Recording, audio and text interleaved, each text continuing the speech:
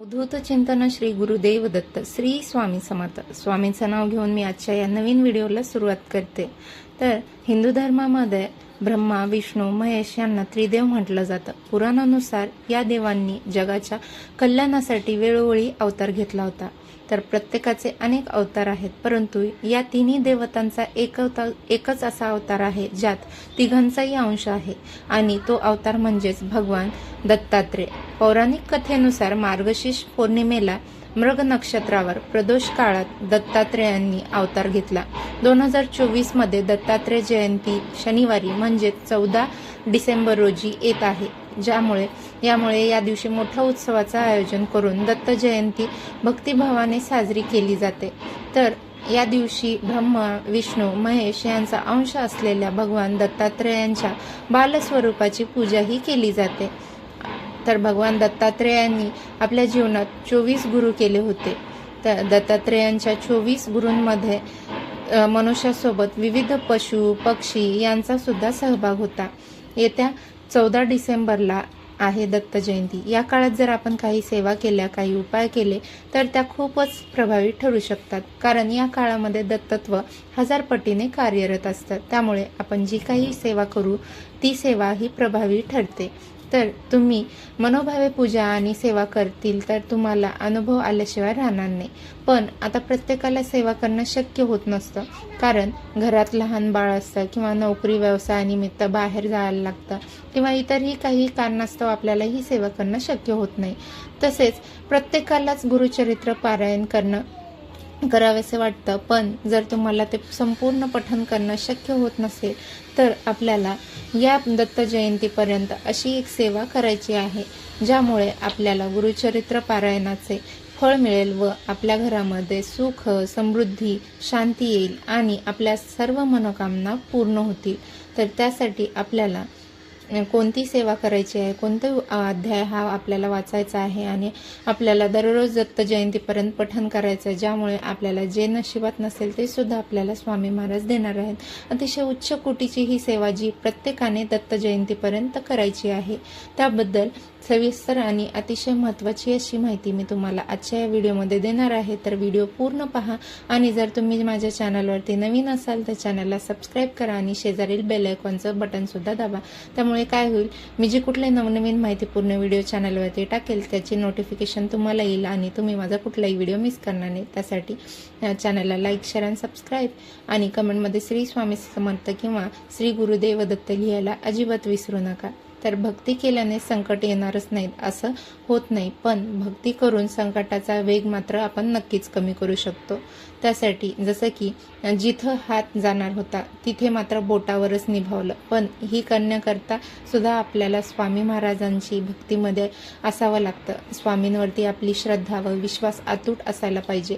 आता तुम्ही कोणतीही सेवा करा, मग ती स्वामी चरित्र सारामृत पठण करा किंवा तारक मंत्राची सेवा करा किंवा अगदी गुरुचरित्राचं पारायण करा, पण आपण विश्वास हा अतूट असायला पाहिजे। आणि आपली एखादी इच्छा पूर्ण झाली नाही तर आपण स्वामी महाराजांसमोर रडतो, त्यांच्यासोबत भांडतो देखील, पण खरं तर ते आपलं चांगलंच बघतात। एखादी गोष्ट आपल्यासाठी चांगली असेल तर ते आपल्याला नक्कीच देतील, पण एखादी गोष्ट आपल्यासाठी आता चांगली नाहीये पण पुढे जाऊन ती वाईट होणार असेल तर ती आपल्याला स्वामी महाराज कधीही देणार नाहीत।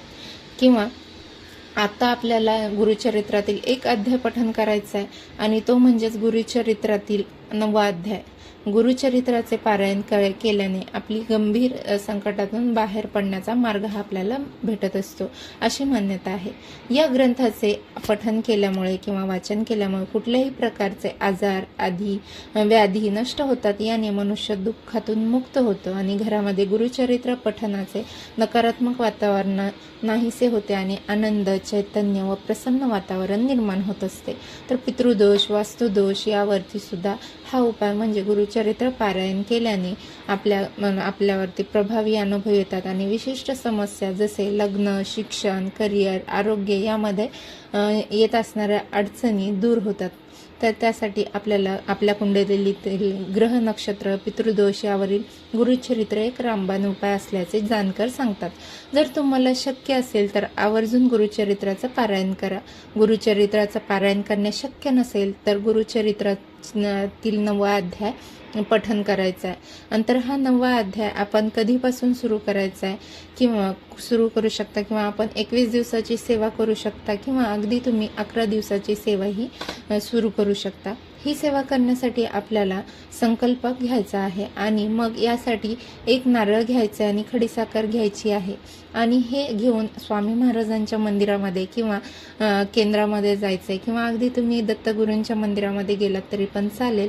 तर आपल्याला त्यानंतर आपली इच्छा, मनोकामना ही स्वामी महाराजांना, दत्तगुरूंना सांगायची आहे. आणि तसेच मी कोणती सेवा करणार आहे, किंवा मग मी गुरुचरित्राचं पारायण करणार आहे, किंवा गुरुचरित्रातील हा अध्याय पठण करणार आहे, किंवा स्वामी चरित्र सारामृत पठण करणार आहे, ते आपल्याला बोलायचं आहे. आणि नारळ आणि खडीसाखर तिथे ठेवायची आहे. आणि घरी आल्यानंतर आपल्याला संकल्प घ्यायचा आहे. आपल्या उजव्या हातामध्ये पाणी घ्यायचं आहे आणि तुमचे नाव आणि गोत्र सांगायचं आहे. तसेच तुम्ही कोणती सेवा करणार आहात ते देखील सांगायचं आहे आणि ते पाणी तामणामध्ये सोडायचं आहे. आणि हे पाणी जे तुळस सोडून इतर कोणत्याही झाडाला तुम्ही घालू शकता. तर आता आपण गुरुचरित्रातील 9वा अध्याय पठण करणार आहोत. तर सर्वप्रथम देवघरात दीप प्रज्वलित करून घ्यायचा आहे. आणि कारण कोणतीही सेवा किंवा कोणताही उपाय हा जो आहे तो आपल्याला अग्नीच्या साक्षीने करायचा असतो. आता आपल्याला आसन घेऊन बसायचं आहे. रोज गुरुचरित्रातील 9वा अध्याय पठण करायचा आहे. आपण एक वेळ ठरवायची आहे. मग तुम्ही सकाळी ही सेवा करू शकता किंवा अगदी तुम्ही संध्याकाळी ही सेवा केली तरी पण चालेल. फक्त दुपारी 12 वाजल्यापासून 12:30ची जी वेळ आहे ती दत्तगुरूंची तसेच स्वामी महाराजांची भिक्षेची वेळ असते. त्या काळामध्ये आपल्याला ही सेवा करायची नाहीये. तर आपल्याला आता ही सेवा घरातील देवघरामध्ये कोणतीही व्यक्तीने केली तरी पण चालणार आहे. अगदी लहानातल्या लहान, मोठातल्या मोठा प्रत्येकाने जरी केली तरी पण अतिशय उत्तम आहे. फक्त मासिक धर्म असेल किंवा सुतक असेल तर या काळामध्ये तुम्हाला ही सेवा जी आहे ती करता येणार नाही. ते दिवस सोडून तुम्हाला पुढे 21 दिवस किंवा 11 दिवसाची सेवाही करायची आहे. पण आता ज्यांना गुरुचरित्राचं पठण करणे शक्य नसेल अशा भक्तांनी एक श्लोकी गुरुचरित्राचे पठण करायचे आहे. आपण एक श्लोकी गुरुचरित्राचे पठण केले तरी पण चालेल आणि आपल्या संपूर्ण गुरुचरित्र पारायण केल्याचं फळ हे आपल्याला मिळत असतं. ह्या एक श्लोकी गुरुचरित्राचं पठण तुम्ही सकाळी किंवा संध्याकाळी करू शकता. आणि ही सेवा करताना सुद्धा तुम्हाला संकल्प घ्यायचा आहे आणि की 21 दिवस करणार आहेत किंवा 11 दिवस करणार आहेत, तर त्याविषयीचे आपल्याला देवघरामध्ये दीप प्रज्वलित करून संकल्प घ्यायचा आणि आसन घेऊन बसायचं आणि ही सेवा तुम्हाला करायची आहे. तर दत्त अवतार झाला कलियुगी, श्री पिठापुरी त्यामागे दुसरा, नरसिंह सरस्वती करंज ग्रामा, तीर्थहिंडत पाताला, भिलवाडीची संगमा, तिथुनी मग गणगापुरी वसे, वारी दिनाच्या श्रमा. तर अशा ह्या एक श्लोकी गुरुचरित्राचा आपल्याला पारायण हे करायचं आहे. आता हा श्लोक तुम्हाला म्हणणं शक्य नसेल तर तुम्ही मोबाईलवरती लावून सुद्धा श्रवण करू शकता. तर आपल्याला ही सेवा केल्याने गुरुचरित्राचे संपूर्ण फळ मिळते व आपली इच्छित मनोकामना सुद्धा पूर्ण होते. त्यामुळे आपल्याला फक्त कोणतीही सेवा करताना आपल्याला त्यावर विश्वास असणं गरजेचं आहे. तसेच तुम्ही एखाद्या व्यक्तीला स्वामी चरित्र किंवा गुरुचरित्र ग्रंथ खरेदी करून दिला तरी पण चालणार आहे. कारण जर त्या व्यक्तीने तो ग्रंथ वाचला तर त्याचे पुण्यफळ हे आपल्याला प्राप्त होत असते. तर सर्वात मोठी स्वामी सेवा म्हणजेच दुःखात असलेल्याला स्वामी मार्ग दाखवणे. कारण त्याने एकदा स्वामी महाराजांना मानले की त्याचं संपूर्ण आयुष्य जबाबदारी स्वामी महाराज घेतात. आणि आता जर तुम्हाला एक श्लोकी गुरुचरित्राचं पठण करणं सुद्धा शक्य नसेल तर तुम्ही फक्त श्री स्वामी समर्थ या मंत्राचा जप हा करू शकता. निरंतर जप केल्याने आपल्याला तरीसुद्धा तुम्हाला त्याचा खूप चांगला अनुभव हा येणार आहे. फक्त हा एक मंत्र जप करताना घरातील प्रत्येक व्यक्तीने केला. जसा जप वाढत जातो तसे आपल्याला आपली परिस्थिती सुधारण्यामध्ये मदत ही मिळत असते. आणि जप जेव्हा 6 लाखापेक्षा जास्त होतं तेव्हा आपल्याला त्याची प्रचितीही येत असते.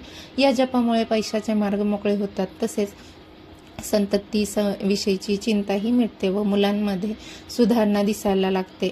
इतकेच नाही तर पुढील घडणारी घटनांचा सुद्धा आपल्याला आगाऊ सूचनाही मिळत असते. सज्जनांचा सहवास घडतो. तसेच धर्मग्रंथांचे वाचन होते आणि त्यामुळे आपल्याला आपल्या चेहऱ्यावरती एक दैवी तेज येते. म्हणूनच प्रत्येकाकडून हा उपाय झालाच पाहिजे ही नम्र विनंती आहे. कारण स्वामींची नामस्मरण जपामध्ये सुद्धा खूप शक्ती आहे. सर्व दरवाजे बंद झाले तरी पण स्वामींच्या हृदयाचा दरवाजा कायम उघडा असतो. आणि अपेक्षा स्वामींपासून ठेवा, इतर लोकांपासून नको.